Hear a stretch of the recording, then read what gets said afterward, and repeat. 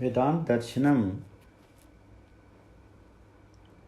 चतुर्थ अध्याय तृतीय पाद प्रसंग। गत पाद में ब्रह्म ज्ञानी व अज्ञानी सबकी उत्क्रांति समान होती है और उपासक ब्रह्म ज्ञानी सूर्य रश्मि द्वारा शीत त्याग के पश्चात मुक्ति में जाता है। इसका सविस्तार विवेचन किया। अब इस चतुर्थ अध्याय के तृतीय पाद में देवयान और पितृयान मार्ग का विशेष रूप से प्रतिपादन करते हैं। उपासक अग्नि आदि लोकों द्वारा गति को प्राप्त होता है। इस प्रकार का ही वर्णन शास्त्रों में उपलब्ध होता है। जैसा कि कुशीत 1:3 में कहा है, जिस समय उपासक शीत छोड़ता है उस समय वह सर्वप्रथम देवयान मार्ग का अवलंबन करके अग्निलोक को जाता है, उसके पश्चात वायुलोक को, तत्पश्चात वायु से वरुण, वरुण से इंद्र, इंद्र से प्रजापति और उससे ब्रह्मलोक को प्राप्त हो जाता है। ब्रह्मलोक को ही देवयान मार्ग कहते हैं। दूसरे, लोक शब्द कोई स्थान विशेष का नाम नहीं है, अपितु अवस्था विशेष का वाचक है। जैसे पाप वासनाओं को अग्निवत नष्ट कर देने से अग्निलोक कहा, क्योंकि ज्ञान अग्नि प्रदीप्त बिना मुक्त होना असंभव है। सत सत के विवेचन में वायुवत शीघ्रगामी होने से वायुलोक है, सर्वश्रेष्ठ होने से इंद्रलोक, इंद्र से प्रजापति, तत्पश्चात ब्रह्मलोक को प्राप्त होता है। इस प्रकार अग्नि और लोकों की उत्तरोत्तर लोक प्राप्त होने से ब्रह्मज्ञानी मुक्ति को प्राप्त हो जाता है। प्रश्न, उक्त संदर्भ में अग्नि के पश्चात वायु का ही वर्णन क्यों किया है? इसका उत्तर देते हैं। साधारण और विशेष तर्क से संवत्सर के पश्चात वायु को प्राप्त होता है। इस प्रकार का ही उल्लेख प्राप्त होता है। जैसा कि अग्निलोकम आगच्छति स वायु को 1:3 में कह आए हैं कि अग्नि के पश्चात जीव वायु लोक को प्राप्त होता है, क्योंकि जहाँ भी गति दृष्टि गोचर हो रही है उसमें मुख्य अग्नि ही कारण है, चाहे वह सूर्य अथवा अन्य वैद्युत आदि की है। वैसे ही ज्ञान अग्नि के पश्चात सद विवेचन में शीघ्र बुद्धि होने से उक्त उदाहरण में वायु लोक की प्राप्ति का उल्लेख किया है, क्योंकि अग्नि पुंज रूप सूर्य की गति से ही मास वर्ष आदि की कल्पना होती है। सूर्य के अभाव में मास आदि की गणना का प्रश्न ही उत्पन्न नहीं होता है। प्रश्न, वायु के पश्चात वरुण लोक का प्रयोजन बतलाते हैं। संबंध से वायु के ऊपर वरुण लोक ही आता है। जैसा कि छांदोग्य 7:11-1 में कहा है, विद्युत अथवा वायु से प्रेरित होकर के जल बरसता है। वरुण को भी जल कहते हैं, क्योंकि उसको सब प्यार करते हैं। इसलिए वायु के पश्चात वरुण का ही संबंध युक्ति युक्त है।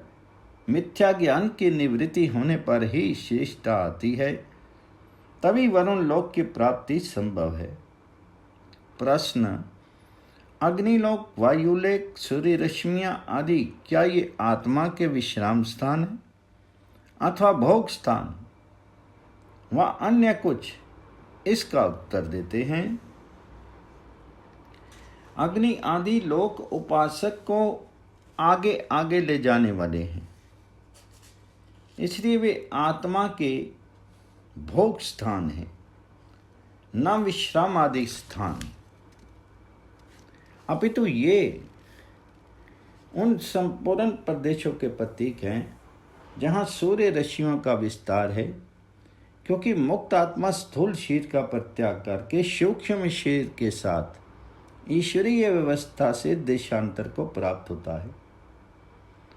ऐसा ही शास्त्र में प्रमाण आता है, जैसा कि छांदोग्य 8:6-5 में कहा, जिस समय ये आत्मा इस शरीर से निकल कर जाता है तब रश्मियों के द्वारा ऊपर जाता है। वह जब तक मन को फेंकता है तब तक आदित्य लोक को प्राप्त हो जाता है। इसलिए क्षणिकत्व समय कैसे दिन आदि व लोक विश्राम व भोग स्थान हो सकते हैं, वह केवल उन्नति के प्रतीक है। पुनः उक्त विषय में अन्य हेतु देते हैं। ब्रह्मज्ञानी और कर्मी दोनों को ही अग्नि आदि मार्गों की जानकारी नहीं होती, क्योंकि वह ईश्वरीय व्यवस्था है। इसके जानने का विषय नहीं है। शास्त्र से ऐसा ही सिद्ध होता है कि वे आत्मा को आगे ऊपर ले जाने वाली है। कोई स्थान व विश्राम चिन्ह आदि नहीं है। पुनः उक्त विषय में अन्य हेतु देते हैं। शीत त्याग के पश्चात अग्नि आदि विद्युत के द्वारा दिव्य शीर के लाभ से मुक्त आत्मा ब्रह्म को प्राप्त होता है, क्योंकि श्रुति में इस प्रकार का वर्णन है, जैसा कि छांदोग्य 5:10-2 में कहा है। जब योगी जन चंद्रमा से विद्युत में पहुँचते हैं तब वहाँ आविर्भूत अमानव पुरुष इसको ब्रह्म तक ले जाता है। यही दिव्य शरीर है, यही देवयान मार्ग है, यही ब्रह्म साक्षात्कार कराता है, ब्रह्म के आनंद को प्राप्त हो जाता है। प्रश्न, मुक्त आत्मा ब्रह्म हो जाता है अथवा ब्रह्मवत होता है? इसका उत्तर देते हैं। बादरी आचार्य का मत है कि मुक्ति प्राप्त करना एक कार्य है, क्योंकि इस प्रकार स्वीकार करने पर ही मुक्त आत्मा की गति संभव है, अन्यथा गति बनने का प्रसंग ही उत्पन्न नहीं होता। बृहदारण्य 4:4-6 में ब्रह्म प्राप्ति को ही मुक्ति कहा है। सर्था ब्रह्म रूप हो जाना मुक्ति नहीं है, क्योंकि अप्राप्त की ही प्राप्ति की जाती है, प्राप्त की नहीं। यदि मुक्त आत्मा सर्था ब्रह्म हो जाए तो उक्त वाक्य निरर्थक सिद्ध हो और यज्ञ उपासना शम दम आदि करने का भी क्या प्रयोजन होगा, और ना ही अल्पज्ञ जीव सर्वज्ञ सर्वव्यापक आदि हो सकता है। इसलिए मुक्त जीव ब्रह्म के आनंद को प्राप्त होता है, ना कि ब्रह्म बन जाता है। ये बादरी आचार्य का विचार है, जो वेद के अनुकूल सिद्ध है। पुनः उक्त विषय में अन्य हेतु देते हैं। ब्रह्म प्राप्ति रूप कार्य को शास्त्रों में विशेष रूप से वर्णन किया है, जैसा कि छांदोग्य 7:14-2 में कहा है, मुमुक्षु जीवन पर्यंत यज्ञ आदि शुभ कर्म करता हुआ ब्रह्मलोक को प्राप्त होता है। इस प्रकार मुक्ति की प्राप्ति शुभ कर्मों के अनुष्ठान से और ब्रह्म ज्ञान से मानी जाती है, जिससे स्पष्ट है कि वह अनादि नित्य नहीं अपितु सीमित है। प्रश्न, ब्रह्म वेद ब्रह्मैव भवति, ब्रह्म को प्राप्त होकर के वह ब्रह्म का ज्ञाता ब्रह्म ही हो जाता है, इसका क्या भाव होगा? इसका उत्तर देते हैं। ब्रह्म के सानिध्य को प्राप्त होने के कारण से ही मुक्त आत्मा को ब्रह्म रूप होने का कथन किया है। जैसे कि राजा के अत्यंत निकट होने से मंत्री को भी राजा शब्द से उच्चारण कर दिया जाता है, वैसे ही ब्रह्म की सानिध्यता प्राप्त होने से जीव भी ब्रह्म हो जाता है, परंतु उसकी अलग सत्ता बनी रहती है। जैसे अग्नि में लोहा लाल होने पर भी ससत्ता युक्त रहता है, मंत्री भी राजा नहीं होता। श्वेतश्वतर 1:9 में स्पष्ट प्रतिपादन किया है। जीव और ईश्वर दो चेतन शक्ति हैं, जिनमें एक अल्पज्ञ है और ब्रह्म सर्वज्ञ सर्वस्वामी है। इसलिए मुक्त आत्मा में ब्रह्म होने का कथन मंत्रीवत औपचारिक है। दोनों को अलग अलग सत्ता सदा रहती है। प्रश्न, किसी लोक विशेष स्थान की प्राप्ति को मुक्ति मानना उचित नहीं, इसे कहते हैं। उन लोकों के अध्यक्ष के साथ ही कार्य ब्रह्मलोक समाप्त हो जाते हैं, इसलिए लोक विशेष की प्राप्ति को मुक्ति मानना उचित नहीं। अनंत घन रूप ईश्वर की प्राप्ति ही मुक्ति है, क्योंकि शास्त्र में ऐसा ही वर्णन आया है, जैसा कि बृहदारण्य 4:4-8 में आया है।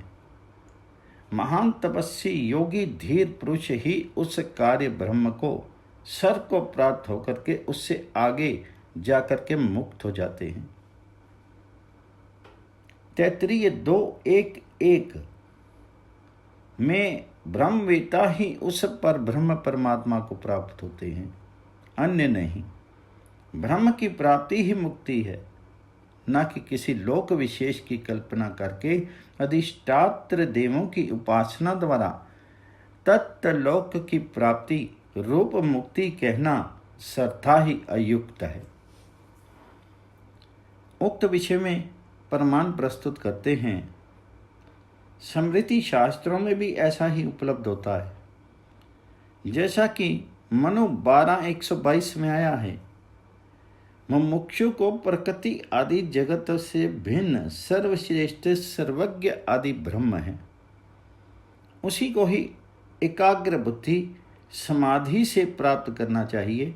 इसी प्रकार ब्रह्म प्राप्ति ही मुक्ति है, न कि सांसारिक पदार्थ को मान करके उपासना करें। इस विषय में ईश्वर अवतार धारण करके भक्तों की रक्षा करने वाला कहना उचित नहीं। प्रश्न, अब उपरोक्त विषय में जैमिनी आचार्य का मत कहते हैं। जैमिनी आचार्य कहते हैं कि मुख्यत्वात्,